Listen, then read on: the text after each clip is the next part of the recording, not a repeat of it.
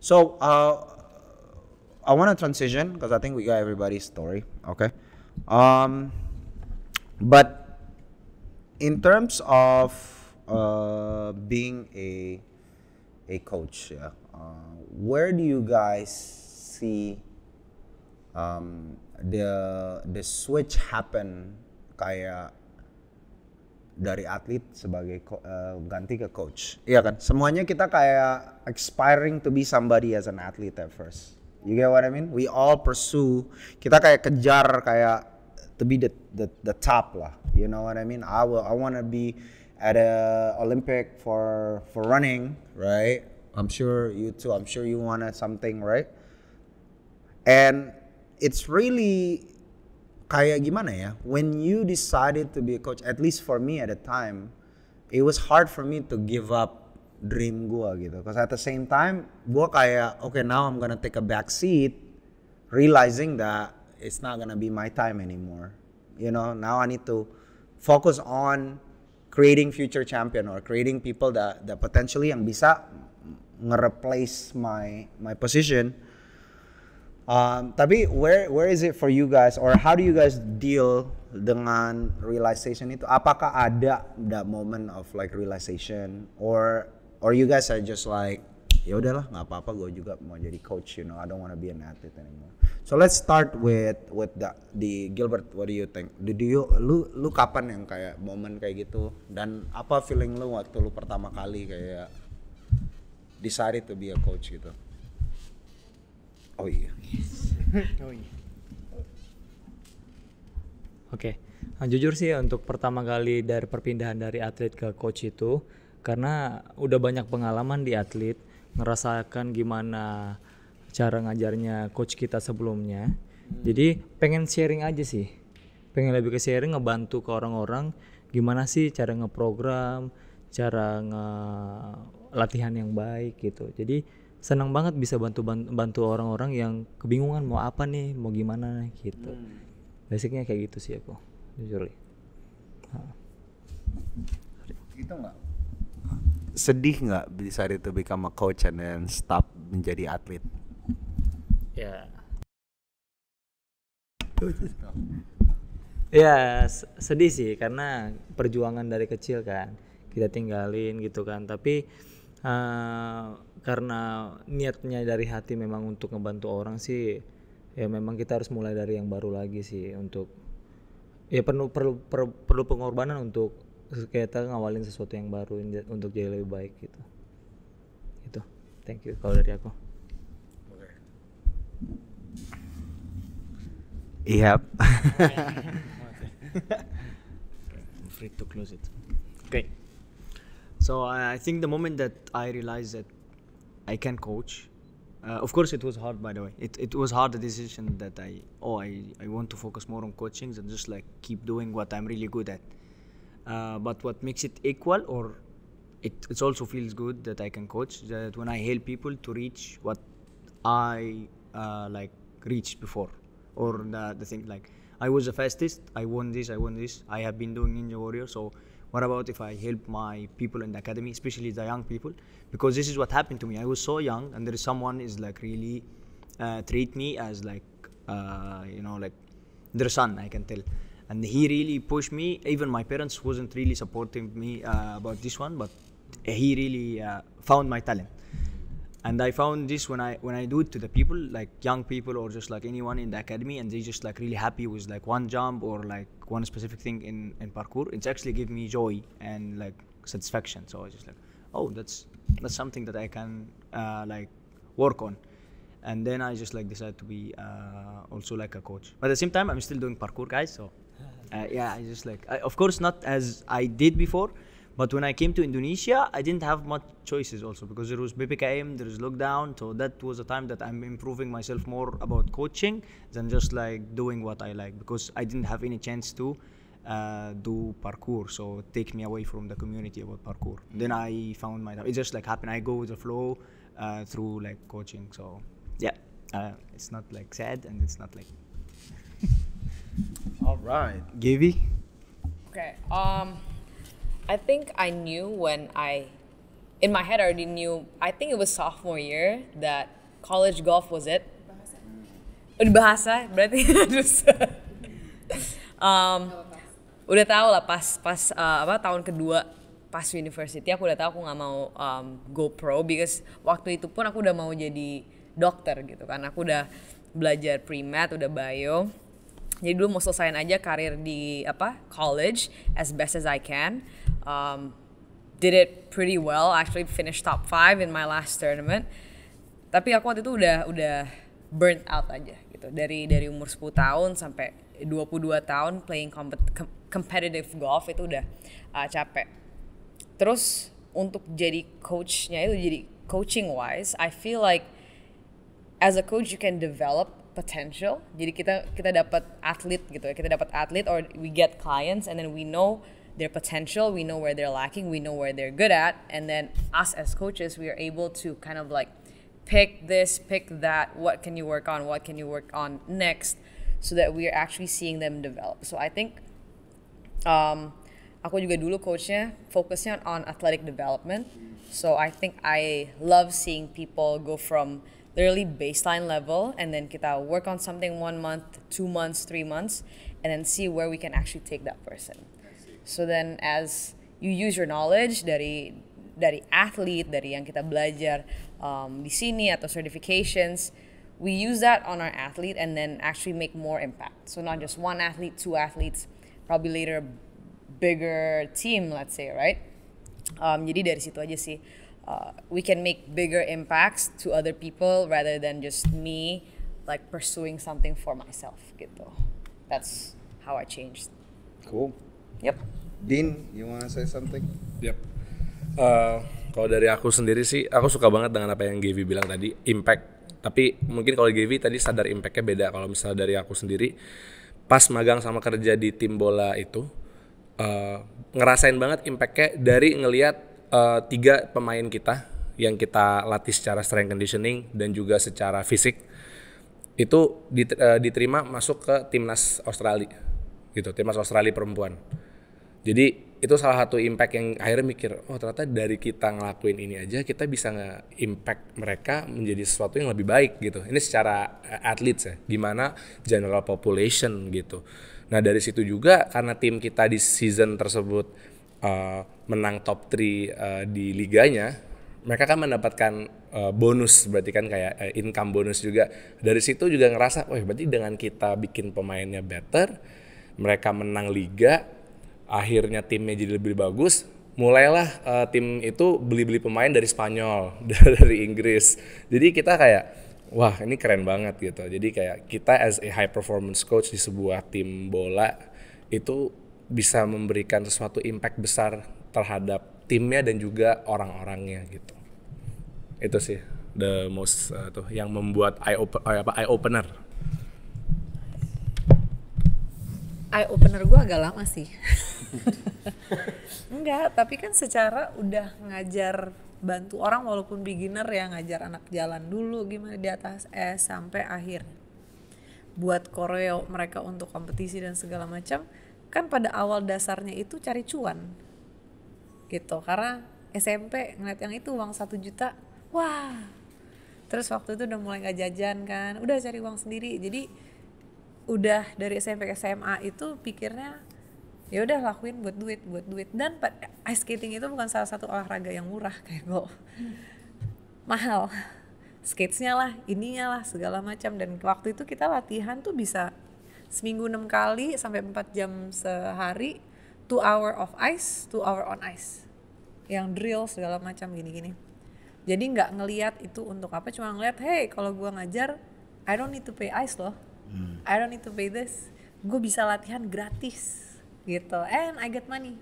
Waktu masih kecil.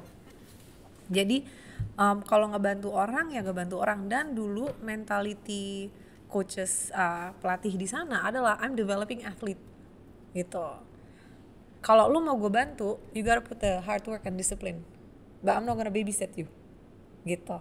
Jadi masuk ke situ, oke, gue bantu, gue gini-gini, lo mau jadi apa? Pam, everything is duit dah, tak gaji dah gitu loh.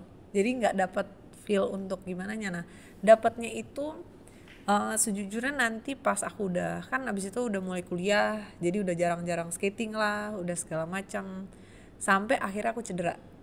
Nah yang cedera L5 itu nggak bisa sama sekali, nggak boleh nge-gym, angkat maksimum 2 kilo, nggak boleh lebih.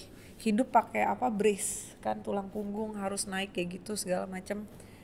Hidup rehab begitu tuh selama 6 bulan, 2 years recovery. Jadi itu udah, wah jangan tanya deh, mau mikir ngangkat beban itu udah mikir udah jelek lah gitu. Dulu badan bisa fleksibel sampai back bend, taruh botol itu nyangkut sampai akhirnya mentok. Susah back bend lagi, nggak bisa, ini udah mentok. Jadi kayak skating pupus harapan, angkat semua bener-bener zero, kayak demotivated, jatuh sejatuh-jatuhnya, and otomatis badan menjadi lebih lebar karena nggak bisa gerak, nggak boleh lari, nggak boleh eksplosif, nothing, cuman boleh berenang. Nah untungnya berenang sih aku nurut, jadi udah kebiasaan, dokter bilang seminggu 4 kali berenang harus ini terus gitu. Jadi mulai balik fitness. Nah di situ aku baru nyadar, aku baru ngeh betapa kurangnya pendidikan pelatih di Indonesia untuk recovery, untuk pencegahan injury, karena mereka cuma tahu fokusnya tuh banyakan building athlete gitu, tapi nanti kalau udah injured gimana, apa, kemana, apa-apanya tuh gone. Nah jadi dari situ aku kayak, memang sih perjalananku panjang karena kan gak boleh nge-gym, cuman boleh 2 kilo, tas ransel perempuan aja bisa 5 kilo lebih. Kalau dengan laptop apa gitu gak boleh, ngangkat ponakan aja waktu itu gak boleh, masih bayi. So itu make me realize, oh oke, kok gak ada yang bantu gue gitu. Pas gue kayak gini semua mandiri, untungnya karena udah punya mental oke, harus aktif, harus ini, so I do it gitu. Akhirnya udah mulai fleksibel lagi, itu pun baliknya juga dengan nari, ngambil nari supaya dapat mobility-nya, buat ininya.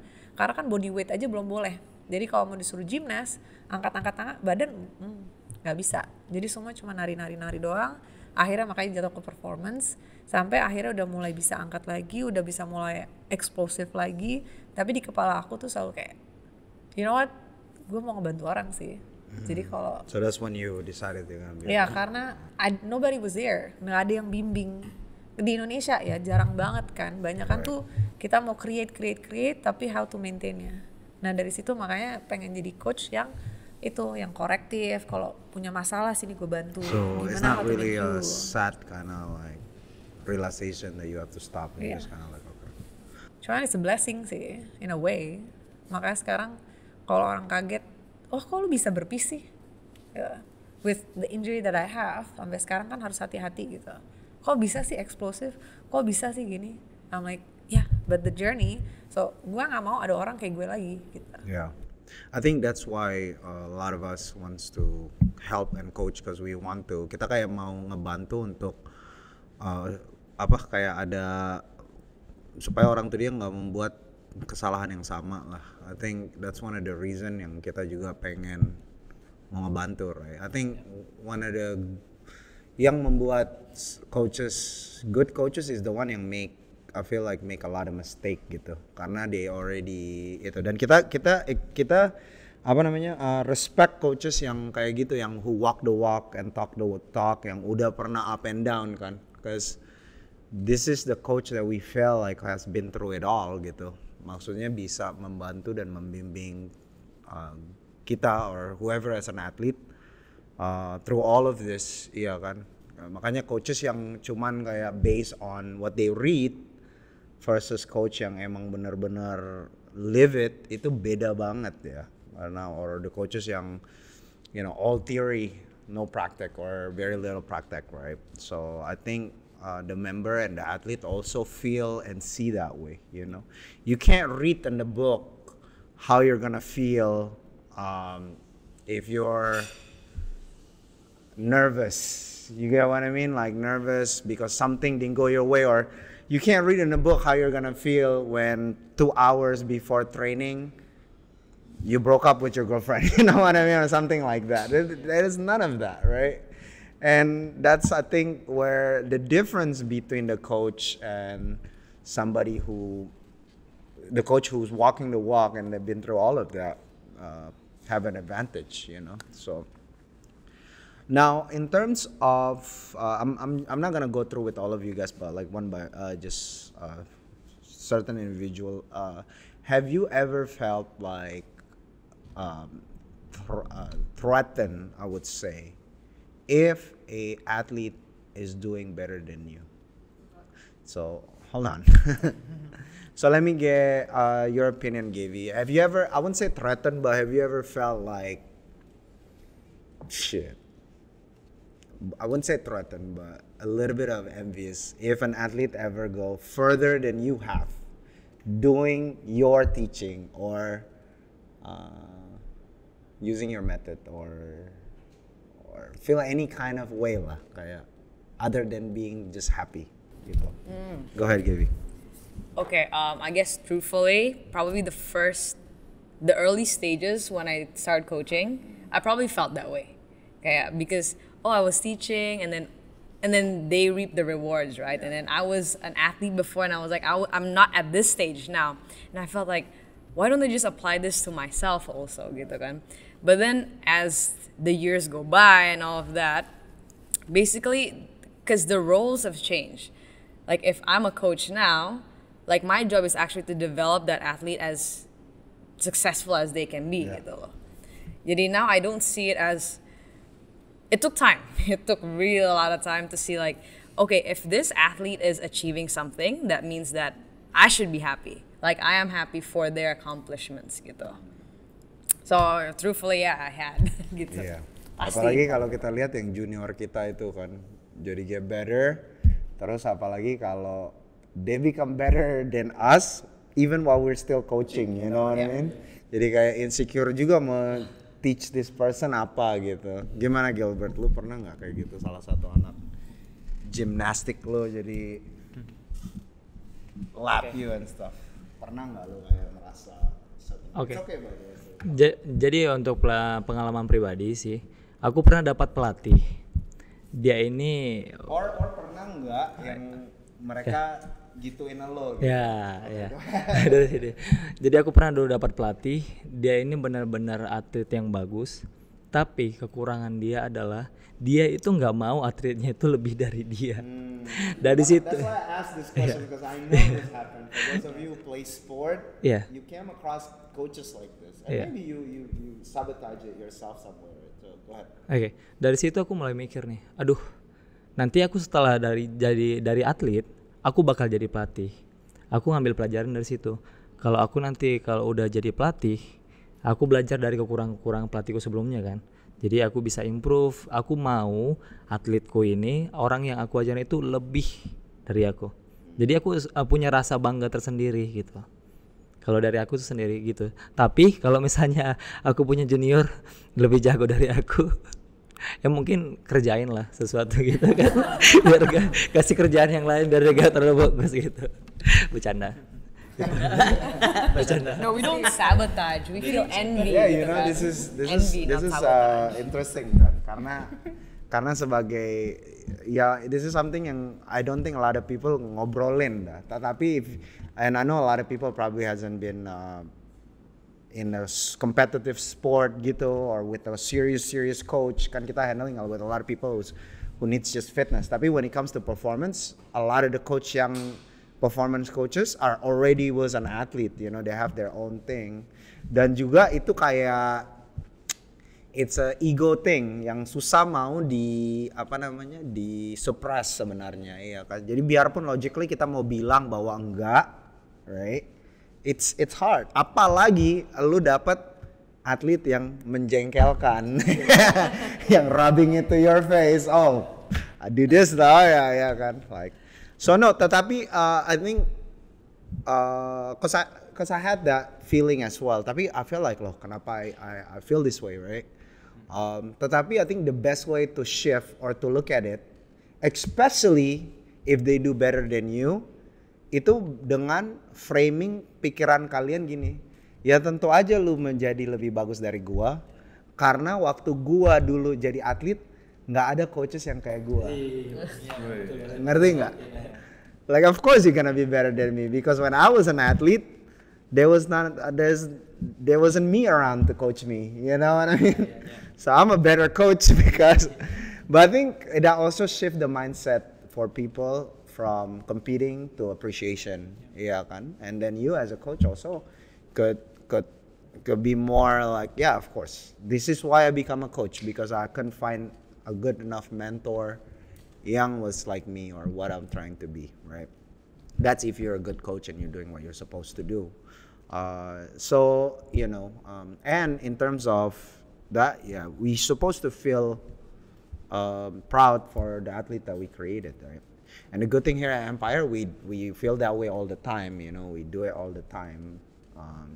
So, you know, I think coaching a lot have to do with, you know, when you become a coach,